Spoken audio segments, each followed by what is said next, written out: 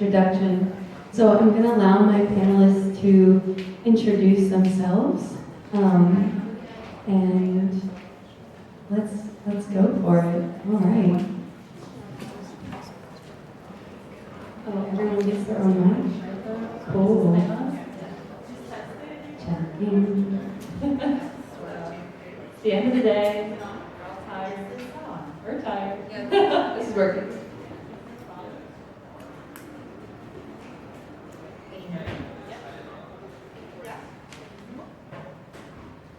All right. So, can you guys share the mic? The blue one? Is that okay? All righty.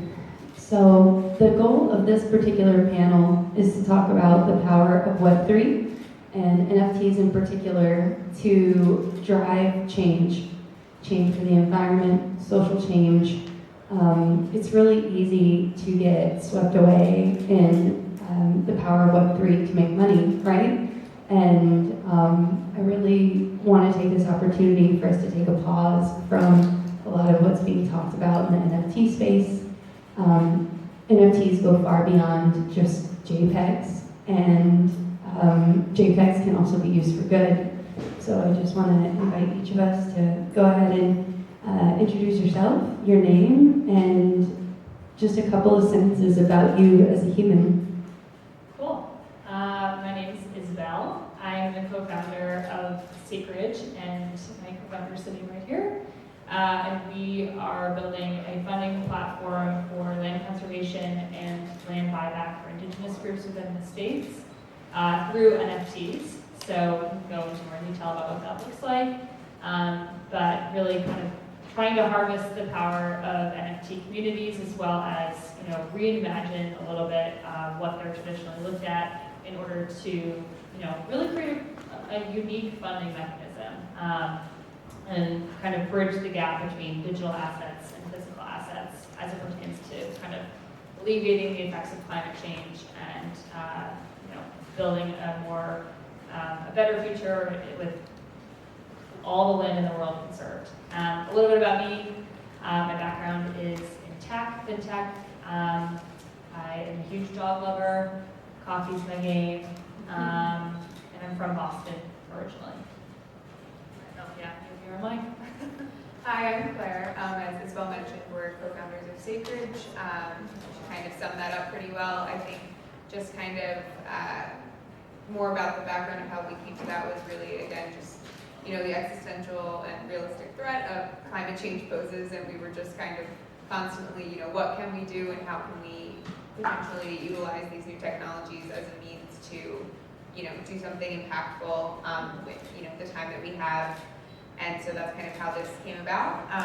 My background is in like the compliance field and data analytics, and I'm from the Baltimore, Washington, D.C. metro area. So I'm happy to be here. Hi everyone, my name is Margaret.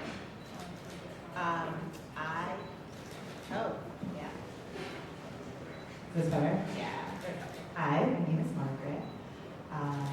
I am not a crypto native person. It feels strange to be here in the Web3 space. I am a consummate deep generalist, so I have a background in tech, in energy, in finance, and somehow I'm now in the crypto space where there's a lot of energy and exciting things happening, and a lot of potential, which feels both very hopeful and terrifying. And I work with Panmala, which is a community or ecosystem that our goal is to power community life. And one of the ways we're doing that is by using Panmala stamp NFTs to move value from advertising and marketing budgets directly into community treasuries for the people who companies want to be their consumers. Nice to be here with you all. Hi everyone, I'm a little bit nervous. It's my first time doing something in real life. I'm so used to being behind a Twitter space. My name is Coco. Well, my Web2 name is Keisha. My Web3 name is Coco.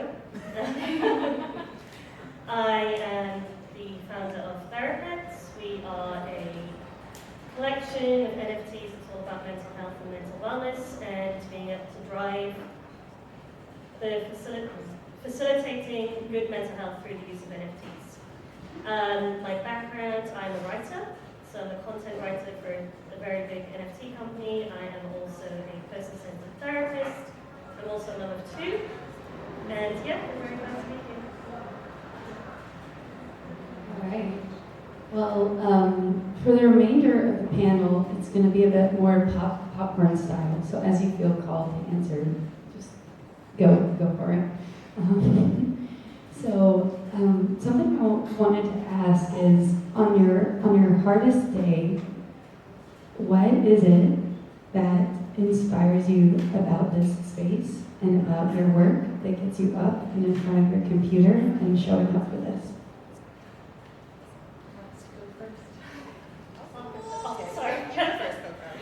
I think for me it's the community, and I think NFTs are all about the community, like doing a Twitter space and having people message you afterwards and saying how they resonated with it, or how helpful it's been, or having people hang out in Discord and do things like trivia nights, or do, I've done some meditation sessions and things like that, and people, it's just really nice to be able to bring people together from all around the world and have them all connect online, and I think that is what is the most important part of NFTs.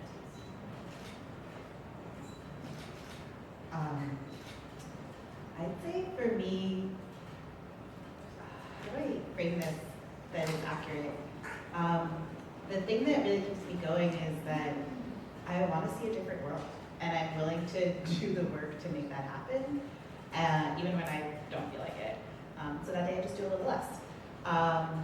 And so there's really something about looking around at what our society, our planet looks like right now, and I can envision a future that feels much better and healthier and wholesome and like benefits all of us, not just humans, all species on the planet. And I want to live there. I want to exist in that world, and so I want to make it happen. And I think that's the kind of thing that when I'd rather put the covers over my head, it can slowly kind of coax me back to get up, do what I can, and then go take a rest and try again the next day.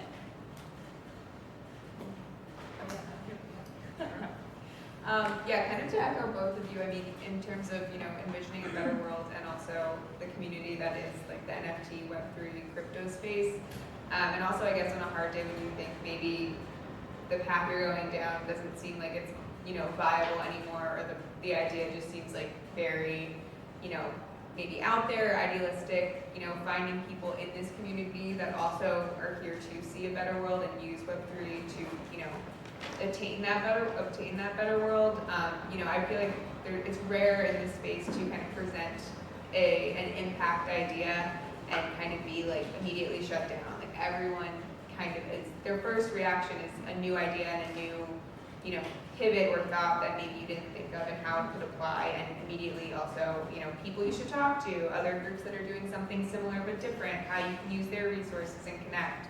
And so also just that like, I don't want to say it's like, it's not that like traditional like competitive nature where you're trying to like beat someone with a better idea, but also like simultaneously build the best ideas that you can together. So that's been really, I would say, like revitalizing. Yeah, I would have to echo all of those points. I think going back to Coco's point about just community, I think we've all talked a lot about that this week, today, in general. But this sort of Web3 community is like no other that I've ever interacted with. And it's great to have those sorts of connections online. In the last few years, we've really become reliant on that. But I think when we have these sort of like talking circle kinds of groups, especially among women, the things that get done, the conversations that are had, the like sort of next steps, they're immediate, people are committed, and I think that there is that element of we all are envisioning this better world, and how can we get there? I think it's like the power of the people in this room, as well as the people that we're committing ourselves to, and I think honestly Web3 is just the mechanism to get there. It's providing the tools that we need in order to fulfill those ideals. Perfect. And I'm going to pick up there with tools. So for our audience, perhaps help them understand how Web3 technologies and integrating NFTs in particular is allowing you to achieve your end in a way that would be challenging with Web2 or traditional technologies? What is the value add of incorporating Web3?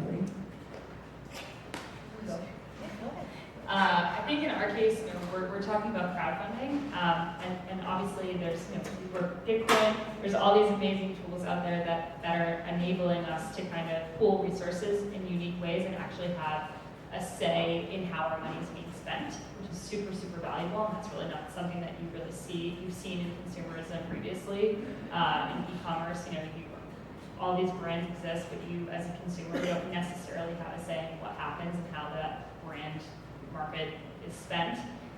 So that's just one piece. I think for us, in terms of crowdfunding and like what is the value of bringing this, what we're trying to do is bring individual parcels of land on chain and then have people essentially subsidize the purchase of that land while transferring land rights back to the stewards of the land. What makes that possible in Web3? I think it's increased transparency